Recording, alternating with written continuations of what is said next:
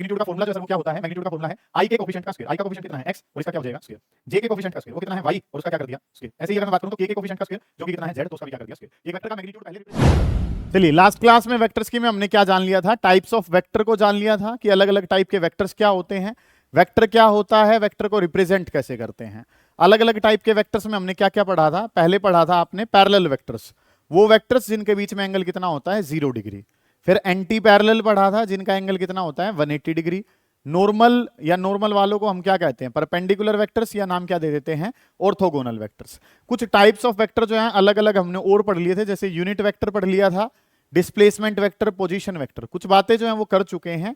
इसके बाद वाली चीजें जो हैं उन पे अगर हम काम करें तो चीजें जो हैं वो क्या कुछ रहेंगी, सुनेंगे ध्यान से कि वेक्टर्स वाला अगला कंसेप्ट जो है सर वो क्या होगा, उस पर अगर ध्यान दें तो काम जो है वो हमने करना क्या कुछ है। ठीक है, डिस्प्लेसमेंट वेक्टर जो है कल हम डिस्कस कर रहे थे, और डिस्प्लेसमेंट वेक्टर में अब काम जो है वो आगे क्या पढ़ना है, सुने ध्यान से कि चीजें जो है वो आपके पास क्या रहेंगी।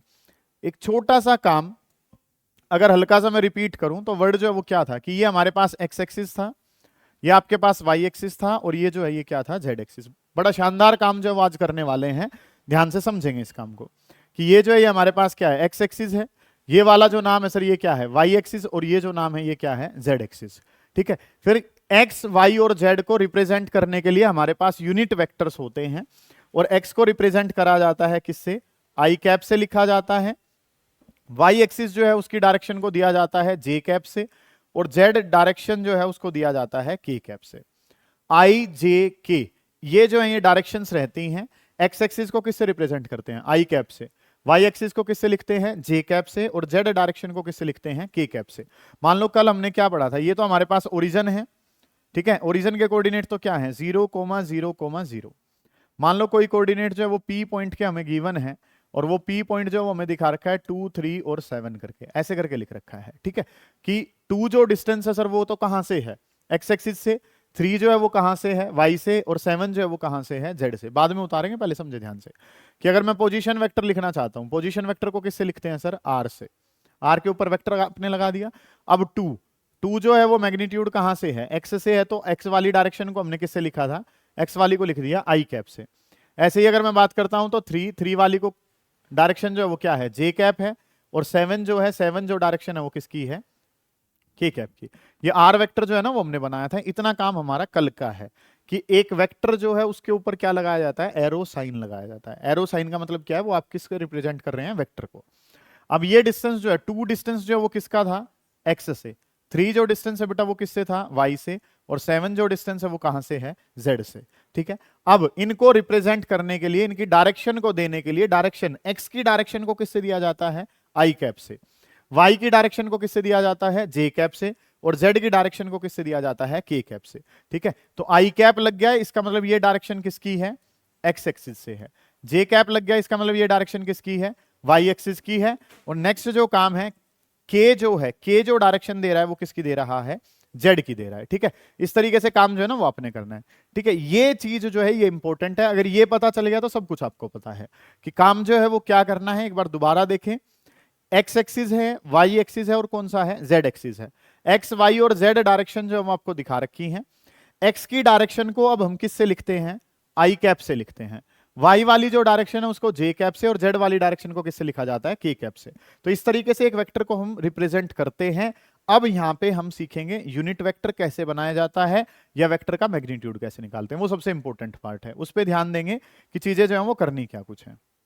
तो एक वेक्टर जो है वो हम कैसे रिप्रेजेंट करते हैं वो हमें पता चल गया। अब क्या करना है, हमने इस वेक्टर का मैग्नीट्यूड बताना है। ठीक है, हम जो टर्म पढ़ने जा रहे हैं वो टर्म जो है वो सर हमारे पास क्या है मैग्नीट्यूड ऑफ अ वेक्टर। बहुत ज्यादा जगह हम इसका इस्तेमाल करेंगे, ध्यान से समझेंगे, कुछ अच्छे सवाल भी इसके बेसिस पे हम लगा रहे होंगे। मैग्नीट्यूड ऑफ अ वेक्टर, क्योंकि एक वेक्टर के पास क्या होती है दोनों चीजें होती हैं, वेक्टर के पास मैग्नीट्यूड भी है और वेक्टर के पास क्या है डायरेक्शन भी है। मैग्नीट्यूड ऑफ वेक्टर जो है ना वो आप बताना चाहते हैं कि एक वेक्टर का मैग्नीट्यूड क्या है। ठीक है, मान लो मैं कोई भी वेक्टर ऐसे लिख लेता हूं, आर वेक्टर हमारे पास है, और आर वेक्टर जो है वो आपने कैसे रिप्रेजेंट कर लिया एक्स आई कैप, एक्स उसका मैग्नीट्यूड, आई कैप उसकी डायरेक्शन है, वाई जे कैप, और प्लस कितना हो जाएगा जेड के कैप। ऐसे करके कोई भी वेक्टर है, ये हमने कोई जनरल वेक्टर जो है वो लिख लिया एक्स आई वाई जे प्लस कितना है जेड के। आपने उसका मैग्नीट्यूड बताना। मैग्नीट्यूड बताने के दो तरीके हैं सर, या तो इसको इस तरीके से मॉड्यूलस साइन के बीच में रखते हैं, इसको मोड साइन के बीच में रखते हैं या इसके ऊपर से ये एरो हटा लेते हैं, दोनों का मतलब एक ही है। मैग्नीट्यूड को कैसे लिखते हैं, इन दोनों के मॉडुलस साइन के बीच में रख लो या इसके ऊपर से क्या हटा दो, एरो हटा दो। दोनों बात का मतलब क्या है कि आप क्या बता रहे हैं, मैग्नीट्यूड बता रहे हैं। और इस मैग्नीट्यूड का फॉर्मूला जो है सर वो क्या होता है, मैग्नीट्यूड का फॉर्मूला है आई के कोफिशिएंट का स्क्वायर। आई का कोफिशिएंट कितना है, एक्स, और इसका क्या हो जाएगा, स्क्वायर। जे के कोफिशिएंट का स्क्वायर वो कितना है, वाई, और उसका क्या कर दिया, स्क्वायर। ऐसे ही अगर मैं बात करूं तो के कोफिशिएंट का स्क्वायर जो कि कितना है, जेड, तो उसका भी क्या कर दिया, स्क्वायर। कि एक वेक्टर का मैग्नीट्यूड पहले रिप्रेजेंट कैसे करते हैं, वेक्टर के मैग्नीट्यूड को लिखा जाता है या तो मॉडुलस साइन के अंदर या इसके ऊपर से क्या हटा दो, एरो। इसका मतलब क्या हो गया, ये आप क्या रिप्रेजेंट कर रहे हैं, वेक्टर का मैग्नीट्यूड। कैसे करते हैं बेटा, अंडर रूट आई के कोफिशिएंट का स्क्वायर, जे के कोफिशिएंट का स्क्वायर, के कोफिशिएंट का स्क्वायर। ये वैल्यूज जो है वो क्या दिखाती हैं, इसका मैग्नीट्यूड। एग्जांपल के तौर पे मान लो हम बात करें कि हमारे पास कोई भी एक आर वेक्टर था और वो आर वेक्टर कैसे था, 2i माइनस 3j और प्लस 5k। इस तरीके से एक वेक्टर जो है वो आपको गिवन है और वेक्टर क्या है, आर वेक्टर। आर वेक्टर क्या है, 2i माइनस 3j प्लस कितना है, 5k। इस तरीके से है। तो अगर आपने इसका मैग्नीट्यूड बताना है, मैग्नीट्यूड ऑफ आर वेक्टर, या इसको जो है वो हम क्या लिख देते हैं, खाली आर लिख देते हैं। मैग्नीट्यूड बना के लिख दो इसका, या खाली इसको क्या लिख दिया, आर करके लिख दिया। तो इसको कैसे लिखा जाता है सर, इसको लिखा जाता है आई के कोफिशिएंट का स्क्वायर। आई के कोफिशिएंट का स्क्वायर का मतलब क्या हो गया, 2 का स्क्वायर। जे के कोफिशिएंट का स्क्वायर, बीच में तो प्लस ही लगेगा सर, ये कितना हो जाएगा, माइनस के 3 का स्क्वायर। के कोफिशिएंट का स्क्वायर, तो के कोफिशिएंट का स्क्वायर करा तो वो वैल्यू कितनी होगी, 5 का स्क्वायर। इस तरीके से काम कर लिया। आई के कोफिशिएंट का स्क्वायर का मतलब 2 का स्क्वायर, जे के कोफिशिएंट का स्क्वायर माइनस 3 का स्क्वायर, के कोफिशिएंट का स्क्वायर का मतलब क्या हो गया, 5 का स्क्वायर। इस तरीके से काम जो है ना वो आपने करा। कुछ बच्चे क्या गलती करते हैं, माइनस बाहर करते हैं, 3 का स्क्वायर करते हैं। नहीं करना है सर, हर एक टर्म प्लस होके ही आएगी, क्योंकि स्क्वायर हमेशा कैसा रहता है, पॉजिटिव रहता है। तो इस वैल्यू को अगर मैं लिखूं तो ये वैल्यू जो है क्या होगी, 2 का स्क्वायर कितना हो गया, 4, माइनस 3 का स्क्वायर 9, और 5 का स्क्वायर कितना हो गया, 25। इस तरीके से काम हो गया। इन वैल्यूज को अगर मैं लिखता हूं तो ये आंसर कितना हो जाएगा, √38 यूनिट्स। ये जो आंसर है सर ये किसके बराबर आ गया, √38 यूनिट्स के बराबर आ गया। ये इस वेक्टर का क्या बन गया, मैग्नीट्यूड आपने बना लिया। ठीक है, आपने क्या देखा कि वेक्टर को रिप्रेजेंट कैसे करते हैं, वेक्टर का मैग्नीट्यूड निकालते कैसे हैं। तो वर्ड जो है वो क्या था, एक्स आई कैप, वाई जे कैप, जेड के कैप। इस तरीके से काम था। तो काम क्या कर लिया, इसका मैग्नीट्यूड ले लिया या इसका क्या लगा लिया, मैग्नीट्यूड का मतलब मॉडुलस ले लिया या एरो हटा दी इसके ऊपर से। दोनों का मतलब एक ही है। करना क्या है सर, आई के कोफिशिएंट का स्क्वायर, जे के कोफिशिएंट का स्क्वायर, के कोफिशिएंट का स्क्वायर। इन वैल्यूज को लिया तो आंसर कितना बन गया, √38 यूनिट्स हमारे पास। इस तरीके से काम जो है वो बन जाएगा। नेक्स्ट जो काम है, अगला काम जो आपने करना है उसके बारे में अगर हम बात करें तो अगली जो चीजें हैं सर वो हमारे पास क्या कुछ बनेंगी। ये जो काम हमने पढ़ लिया, फिर हम पढ़ते हैं यूनिट वेक्टर को। कल भी हमने हल्का सा डिस्कशन इसका लिया था, यूनिट वेक्टर। ठीक है, तो अब जो चीजें हैं सर वो हमारे पास क्या है, यूनिट वेक्टर जो है वो वेक्टर। वेक्टर का मतलब क्या होता है सर, दोनों चीजें। एक वेक्टर के पास मैग्नीट्यूड भी होता है और एक वेक्टर पे क्या होती है, डायरेक्शन भी होती है। अब यूनिट का मतलब क्या है, यूनिट का मतलब है कि सर उसका मैग्नीट्यूड जो है वो किसके बराबर है, 1 के बराबर। A vector having magnitude as 1, एक वेक्टर जिसका मैग्नीट्यूड कितना होता है, 1 होता है, उसको क्या कहा जाता है, यूनिट वेक्टर। अगली जो बात है मैंने आपको बताई थी, अगर उस वेक्टर के ऊपर कैप लगा दी जाए, ये जो है वेक्टर के ऊपर क्या लगा दिया आपने, ऐसे कैप लगा दी, कैप लगी तो इसका मतलब वो कौन सा वेक्टर बन गया, यूनिट वेक्टर। तो इस आर कैप को निकालने का ना फॉर्मूला है कि वेक्टर का यूनिट वेक्टर कैसे बनाते हैं। वेक्टर का यूनिट वेक्टर बनाते हैं, उसके वेक्टर को उसके मैग्नीट्यूड से डिवाइड कर देते हैं।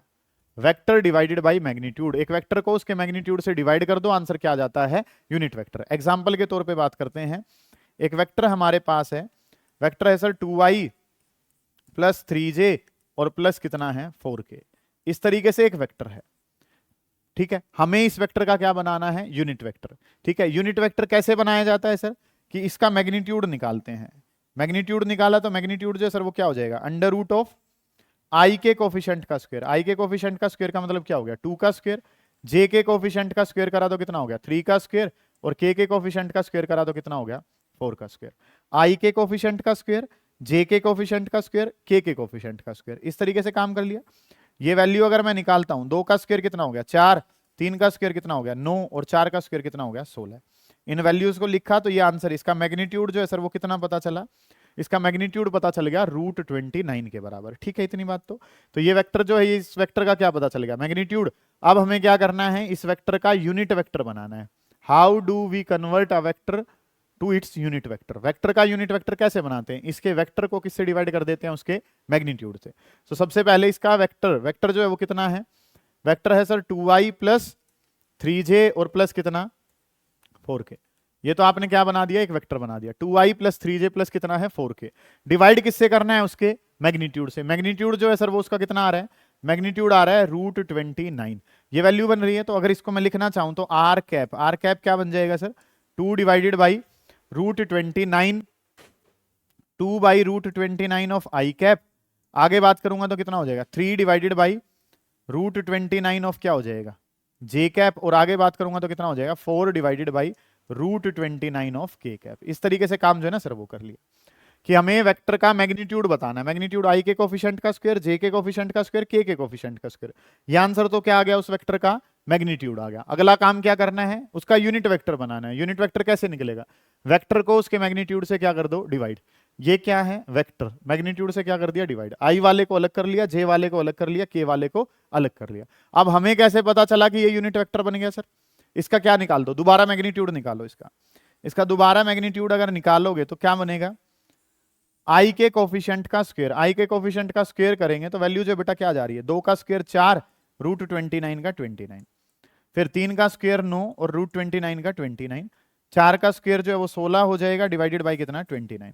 इन वैल्यूज को अगर मैं लिखता हूं तो ये वैल्यू 16 प्लस 9 25 प्लस 4 29, तो कितना हो जाएगा 29 डिवाइडेड बाई 29, 29 बाई 29 कितना हो गया 1। और एक ऐसा वेक्टर जिसका मैग्नीट्यूड कितना होता है 1, क्या कहलाता है वो, यूनिट वेक्टर कहलाता है। ठीक है, क्योंकि ये 1 बनेगा, 1 का रूट करेंगे तो कितना हो जाएगा 1 हो जाएगा। ये काम आपने ट्राई करना है, इस पे ध्यान देंगे एक बार कि चीजें जो है वो आपने बनानी की। तो यूनिट वेक्टर जो है वो हमने निकाल लिया कि यूनिट वेक्टर जो है वो क्या है, इस तरीके से निकालते हैं। वेक्टर को उसके मैग्नीट्यूड से डिवाइड कर देते हैं। बेटा ये वेक्टर है, इसको मैग्नीट्यूड से डिवाइड कर दिया तो ये क्या बन गया इसका यूनिट वेक्टर। और यहां से आपने इसका मैग्नीट्यूड लिया तो आंसर कितना आ गया 1। एक बात जो सबसे ज्यादा इंपॉर्टेंट है वो क्या, कि यूनिट वेक्टर के लिए कैप साइन का होना जरूरी है। ठीक है, एक वेक्टर के ऊपर अगर कैप साइन लगा हुआ है, कैप साइन अगर लगा हुआ है तो ये वेक्टर कैसा होगा, यूनिट वेक्टर। एक सवाल जो पूछा गया लिखें, find the value of C, find value of C for which, find value of C for which R vector is a unit vector. Find value of C for which R vector is a unit vector. इस तरीके से काम जो है ना वो दिखा रखा है। ये नीट के पेपर में पूछा हुआ सवाल है कि एक आर वेक्टर है और आर वेक्टर जो है वो क्या दिखा रखा है, 0.1 आई कैप, 0.2 जे कैप प्लस सी के कैप। इस तरीके से एक वेक्टर दिखा रखा है और आपको क्या कह रखा है, for R vector to be unit vector. R vector को कैसा होना है, आर वेक्टर को यूनिट वेक्टर होना है। For R vector to be unit vector, R vector को यूनिट वेक्टर जो है वो होना है। और क्योंकि आर वेक्टर को यूनिट वेक्टर होना है तो आर वेक्टर का मैग्नीट्यूड जो है सर, आर वेक्टर का मैग्नीट्यूड जो है सर वो किसके बराबर होना चाहिए, 1 के बराबर होना चाहिए। तो उसके लिए आपने क्या बताना है, फाइंड सी। सी की वैल्यू बता दीजिए और सी की वैल्यू कब बता दीजिए, फाइंड सी, सी की वैल्यू बताओ कब, तब बताओ जब आर वेक्टर जो है वो कैसा है, unit vector. R vector unit vector है तो आर वेक्टर का मैग्नीट्यूड जो है सर वो किसके बराबर हो गया, 1 के बराबर। इस तरीके से चीजें हैं। तो आर वेक्टर को यूनिट वेक्टर अगर होना है तो काम करना है, तो चीजें जो है वो क्या होंगी सर, आर वेक्टर का मैग्नीट्यूड अगर मैं निकालता हूं तो ये वैल्यू किसके बराबर 1। और ये मैग्नीट्यूड निकलेगा कैसे सर, ये मैग्नीट्यूड निकलेगा आई के कोफिशिएंट का स्क्वायर, आई कितना है सर 0.1 का स्क्वायर, प्लस जे के कोफिशिएंट का स्क्वायर दैट इज योर 0.2 का स्क्वायर, और के कोफिशिएंट का स्क्वायर वो क्या हो गया सी का स्क्वायर। इस तरीके से काम कर लिया कि आर वेक्टर का मैग्नीट्यूड 1 है, अंडर रूट 0.1 का स्क्वायर, 0.2 का स्क्वायर प्लस सी का स्क्वायर। इस तरीके से काम कर लिया। तो ये वैल्यू जो है बेटा ये किसके बराबर होगी 1। इसको सोल्व करता हूं तो ये वैल्यू जो है वो कितनी होगी 0.01। इस वैल्यू को लिखूं तो 0.04 और प्लस में कितना हो गया सी का स्क्वायर। ये काम कर लिया। स्क्वेयरिंग बोथ साइड कर लेते हैं, या पहले इसको लिखें तो 1 इज इक्वल्स टू कितना हो गया, ये कितना हो जाएगा 0.05 और प्लस में कितना हो गया सी स्क्वायर। इस वैल्यू की स्क्वेयरिंग बोथ साइड करके अगर मैं लिखूं तो स्क्वेयरिंग बोथ साइड अगर मैं इसका करूं तो स्क्वेयरिंग बोथ साइड करने के बाद ये वैल्यू कितनी है 1 और ये वैल्यू कितनी है 0.05 और प्लस में कितना है सी स्क्वायर। 1 में से इसको माइनस कर दूंगा तो 1 में से इसको माइनस करूंगा तो 0.95 और 0.95 जो है सर वो किसके बराबर है सी का स्क्वायर है। और सी की वैल्यू बतानी है तो सर ये वैल्यू कितनी आ जाएगी अंडर रूट 0.95। कंसेप्ट्स का इस्तेमाल करना है, चीजें आपके पास होंगी कि काम जो है वो क्या करना है, आर वेक्टर को यूनिट वेक्टर बनाना है। आर वेक्टर को यूनिट वेक्टर बनाना है तो आर वेक्टर का मैग्नीट्यूड जो है सर वो कितना है 1, अंडर रूट ऑफ आई के कोफिशिएंट का स्क्वायर जे के कोफिशिएंट का स्क्वायर के कोफिशिएंट का स्क्वायर। इन वैल्यूज को सोल्व करा, हमारे पास सी का आंसर जो है वो पता चल गया सर, कि सी की वैल्यू जो है सर, सी की वैल्यू जो है वो इस तरीके से इस वैल्यू के बराबर जो है वो आ रही होगी। इतना काम जो है वो आपने करना है। नेक्स्ट जो काम है, सी की वैल्यू पता चल गई है और सी की वैल्यू जो है सर वो कितनी है 0.95 और उसका क्या कर दिया रूट। सवाल समझ में आ गया, ये कर लोगे आप लोग। नेक्स्ट जो काम है सर उसके बारे में अगर हम बात करें, लिखें एक सवाल, find a vector, find a vector whose magnitude is 5, whose magnitude is 5 and direction along r vector and direction along r vector 2i minus 3j plus 5k and direction along r vector 2i minus 3j plus 5k। एक vector बताओ जिसकी direction तो इसके along हो, इसके along तो उसकी क्या होनी चाहिए डायरेक्शन, और मैग्नीट्यूड जो है उस वेक्टर का कितना होना चाहिए 5 के बराबर होना चाहिए। मैग्नीट्यूड जो है sir that magnitude should be 5 units, magnitude जो है सर वो 5 यूनिट के बराबर होना चाहिए, और उसकी डायरेक्शन जो है वो किसके अलोंग होनी चाहिए इस आर वेक्टर के अलोंग। जैसे ही नाम पढ़ा तुमने क्या डायरेक्शन, अब डायरेक्शन नाम आते ही हमें क्या पता है कि डायरेक्शन देने वाले वेक्टर का नाम, डायरेक्शन देने वाले वेक्टर का नाम तो क्या होता है यूनिट वेक्टर होता है। ठीक है, ये बात जो है सर वो हमें पता है कि काम जो है वो आपने क्या करना है, हमें वेक्टर की डायरेक्शन चाहिए, वेक्टर की डायरेक्शन देनी है, इस वेक्टर की डायरेक्शन देनी है, वेक्टर की डायरेक्शन देने वाले वेक्टर का नाम क्या होता है यूनिट वेक्टर नाम होता है। और अगर मैं इसका यूनिट वेक्टर अब निकालूंगा, यहाँ पे इसके सॉल्यूशन अगर मैं करता हूं, यूनिट वेक्टर अगर इसका मैं निकालूं तो यूनिट वेक्टर आर कैप है, और आर कैप क्या है वेक्टर डिवाइडेड बाई उसका मैग्नीट्यूड, वेक्टर को उसके मैग्नीट्यूड से आपने क्या कर दिया डिवाइड कर दिया। इस तरीके से काम आपको पता है। सर नाम क्या दिया था डायरेक्शन, एक ऐसा वेक्टर जो डायरेक्शन देने के काम आता है उसका नाम क्या होता है यूनिट वेक्टर। समझेंगे पहले ध्यान से कि एक वेक्टर जो डायरेक्शन देने के काम आता है उसका नाम क्या है यूनिट वेक्टर। तो इसका यूनिट वेक्टर बनाऊंगा तो आर कैप डिवाइडेड बाई उसका वेक्टर डिवाइडेड बाई उसका मैग्नीट्यूड। वेक्टर वेक्टर जो है सर वो किसके बराबर है, वेक्टर बराबर है 2i माइनस कितना 3j और प्लस कितना 5k। ये हमारे पास नाम किसका हो गया वेक्टर का। इस तरीके से काम कर लिया। इसके मैग्नीट्यूड से डिवाइड कर दो सर, मैग्नीट्यूड से डिवाइड करूंगा तो 2 का स्क्वायर प्लस करूंगा तो कितना हो गया माइनस के 3 का स्क्वायर प्लस करूंगा तो के कोफिशिएंट को करूंगा तो 5 का स्क्वायर। सर हमने ये काम क्यों करा, क्योंकि हमें डायरेक्शन नाम कहा गया है, और डायरेक्शन अगर कहा गया है तो डायरेक्शन का मतलब क्या है कि उसका क्या बनाओ यूनिट वेक्टर। यूनिट वेक्टर बनाने का तरीका क्या है सर, वेक्टर को कैप बनाओ तो वेक्टर डिवाइडेड बाई उसका मैग्नीट्यूड। ये वेक्टर है 2i minus 3j plus 5k, magnitude से डिवाइड, i के कोफिशिएंट का स्क्वायर, j के कोफिशिएंट का स्क्वायर, k के कोफिशिएंट का स्क्वायर। तो आर कैप अगर बनानी है तो आर कैप क्या हो जाएगी सर 2i माइनस का कितना 3j प्लस में कितना 5k। इस तरीके से तो ये आर वेक्टर हो गया। इसका मैग्नीट्यूड बनाऊंगा तो 2 का स्क्वायर कितना हो गया 4, 3 का स्क्वायर कितना हो गया 9 और 5 का स्क्वायर कितना हो गया 25, 5 का 25, 3 का 9 और 2 का स्क्वायर कितना हो गया 4। ये वैल्यू अगर मैं बनाऊंगा तो ये वैल्यू जो बेटा वो क्या हो जाएगी 2i माइनस का 3j और प्लस कितना हो गया 5k। ये हमारे पास आर कैप को इसको अगर मैं सोल्व करता हूं तो ये काम जो है वो क्या होगा √38 हमारे पास बन जाएगा। √38 बनाऊंगा तो क्या हो जाएगा 2 divided by √38 of I cap minus 3 divided by √38 of J cap, क्योंकि हमें क्या बनाना है आर कैप बनाना है, आर कैप बनाना है तो ये काम जो बन गया प्लस 5 डिवाइडेड बाई √38 ऑफ के कैप। इस तरीके से काम जो है ना वो बना लिया कि आर कैप बनाना है तो ये आंसर तो किसका आ गया आर कैप का। इसका मतलब तो क्या है, इसका मतलब है कि सर हमने क्या बना दी डायरेक्शन तो दे दी, लेकिन सर ये तो यूनिट वेक्टर है, यूनिट वेक्टर है तो इसका मैग्नीट्यूड तो कितना आएगा 1। आपको तो मैग्नीट्यूड कितना देना है 5, अब इस 1 का मैग्नीट्यूड कितना करना है 5, तो सारे को मल्टीप्लाई किससे कर दो 5 से कर दो। सर डायरेक्शन चाहिए थी, डायरेक्शन तो कौन देता है यूनिट वेक्टर, बना लिया काम। लेकिन आपको मैग्नीट्यूड 1 थोड़ी चाहिए, आपको तो मैग्नीट्यूड कितना चाहिए 5। इसका मैग्नीट्यूड जो आएगा सर इसका मैग्नीट्यूड तो कितना आएगा 1 मैग्नीट्यूड आएगा। हमारे रिक्वायर्ड वेक्टर मान लो ए वेक्टर है तो वो ए वेक्टर क्या हो जाएगा 5 टाइम्स ऑफ आर कैप हो जाएगा, 5 टाइम्स किसका हो जाएगा आर कैप का। कि आपने जो काम करना है वो क्या करना है, इसका मैग्नीट्यूड तो कितना है 1, मुझे जो चाहिए वो आंसर कितना 5, तो 1 की मल्टीप्लाई किससे कर दी 5 से कर दी।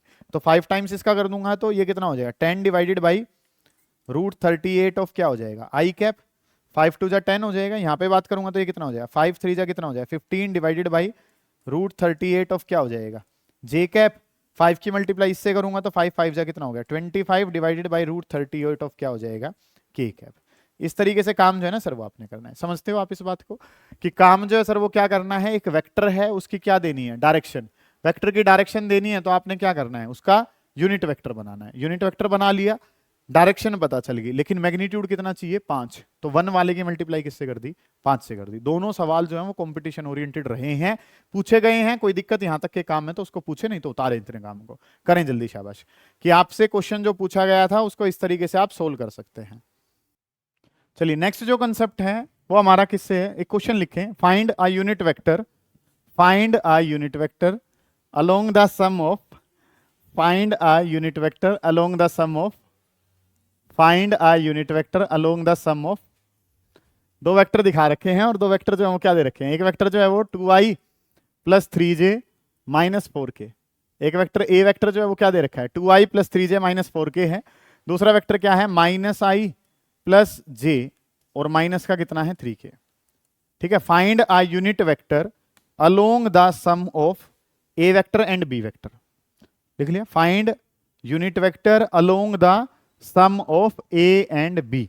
ए की वैल्यू दे रखी है ये, बी की वैल्यू दे रखी है ये। वेक्टर ना बड़ी आसान सी चीज है, जैसा आपको कहेगा वैसा आपको करते हुए चलना है। क्वेश्चन ने क्या कहा है, इन दोनों वेक्टर्स का क्या ले लो, पहले सम ले लो। इन दोनों वेक्टर का सम लेना है तो मान लो उसको नाम क्या दे दिया, सी वेक्टर। और सी वेक्टर जो है सर वो बराबर है, सी वेक्टर किसके बराबर है, ए प्लस बी के बराबर है। ठीक है, कि काम जो आपने क्या करना है कि आपने दोनों का सम करना है। दोनों का सम करना है तो सर क्या कर दिया, ए प्लस बी करना है। सम कैसे करेंगे बेटा, आई वाले में आई को जोड़ देंगे, जे वाले में जे को, के वाले में के को। तो ये कितना है 2 - 1 है, 2 - 1 करूंगा तो ये 1 आई कैप रह जाएगा। जे वाले में जे को जोड़ूंगा तो कितना हो जाएगा 4 जे कैप हो जाएगा।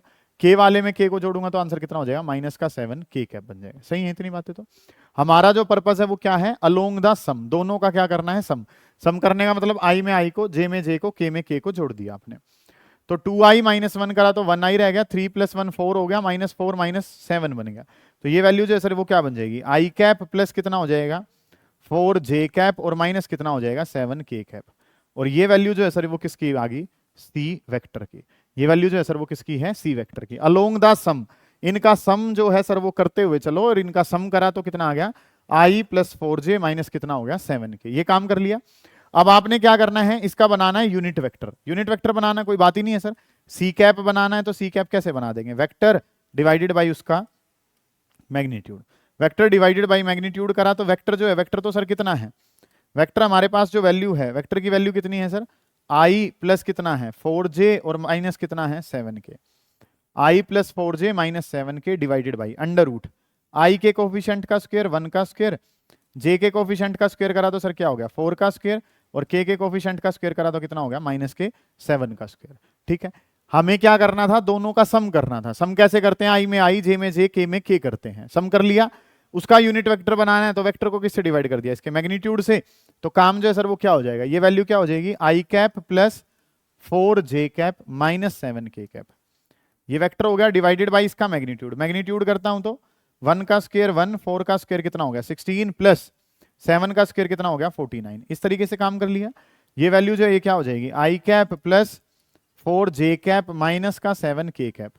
ये वेक्टर था डिवाइडेड बाई मैग्नीट्यूड। ये 50 प्लस 16 करा तो आंसर कितना हो गया √66। अलग अलग करके दिखाना चाहते हैं तो 1 divided by √66 of i cap, 4 divided by √66 of j cap minus 7 divided by √66 of k cap. ये आंसर जो है ना सर वो हमारे पास बन जाएगा। ठीक है, ये यूनिट वेक्टर जो है वो आपने बनाना था। सबसे पहले क्या करना है, सम, i में i को, j में j को, k में k को सम कर दिया।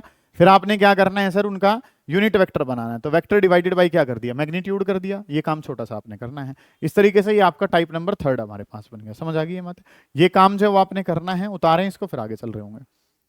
डन, ठीक है। क्वेश्चन नंबर 3 ये हमारा था। सही है जी, हो गया काम। अगला जो काम है वो हमने अब क्या करना है, सुने ध्यान से। डन। अब दो शब्द जो है ना वो मैं आपको बता रहा हूं, गौर करेंगे। एक जो वर्ड है सर वो हमारे पास वर्ड होता है डायरेक्शन रेशियो। ये आपके 12th के मैथ्स में भी काम आ रहा होगा। एक वर्ड है डायरेक्शन रेशियो और एक जो वर्ड है वो वर्ड है डायरेक्शन कोसाइन। एक वर्ड मैं क्या यूज कर रहा हूं, डायरेक्शन रेशियो यूज कर रहा हूं। और एक जो वर्ड मैं यूज कर रहा हूं that is your direction cosine. ये दो वर्ड जो है ना सर वो हमने सीखने हैं। डायरेक्शन रेशियो क्या होता है और डायरेक्शन कोसाइन क्या होता है। कोई भी जो वेक्टर है, ठीक है, कोई एक वेक्टर हमने मान लिया और मान लो वो वेक्टर हमारे पास क्या था, जैसे पिछले वाले काम से ही मान लूं तो ए वेक्टर जो है सर वो हमारे पास क्या था 2i प्लस क्या था 3j और प्लस कितना था 4k। एक वेक्टर था 2i प्लस 3j प्लस कितना था 4k। एक ये वेक्टर जो है ना वो मेरे पास है। मुझे इस वेक्टर के डायरेक्शन रेशियो बताने हैं। डायरेक्शन रेशियो बताने का मतलब मुझे क्या बताना है, डायरेक्शन रेशियो बताने तो इसके i का कोफिशिएंट, इसके j का कोफिशिएंट और इसके क्या बताना है k का कोफिशिएंट। ये वैल्यूज जो है वो क्या कहलाती हैं, इसकी डायरेक्शन रेशियो कहलाती हैं। डायरेक्शन रेशियो का मतलब i j k के कोफिशिएंट्स बता दिए तो ये नाम क्या कहलाता है, डायरेक्शन रेशियो कहलाता है। ठीक है, अब अगर इस वेक्टर का यूनिट वेक्टर बनाया जाए, इस वेक्टर का यूनिट वेक्टर बनाया जाए तो सर क्या होता है, वेक्टर और डिवाइडेड बाई क्या उसका मैग्नीट्यूड। वेक्टर को उसके मैग्नीट्यूड से क्या कर दिया गया, डिवाइड कर दिया गया। वेक्टर को उसके मैग्नीट्यूड से डिवाइड करा तो वेक्टर तो कितना है सर, वेक्टर हमारे पास है 2i प्लस कितना है 3j और प्लस कितना है 4k।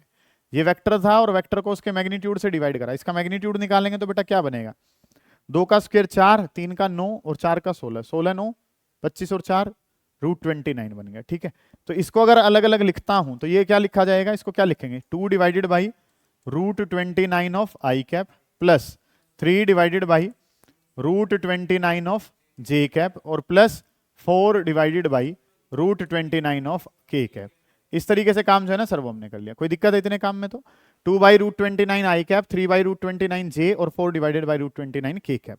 तो इसके डायरेक्शन को साइन बताने तो वेक्टर दे रखा है, उसके कोफिशिएंट्स तो क्या कहलाते हैं, डायरेक्शन रेशियो।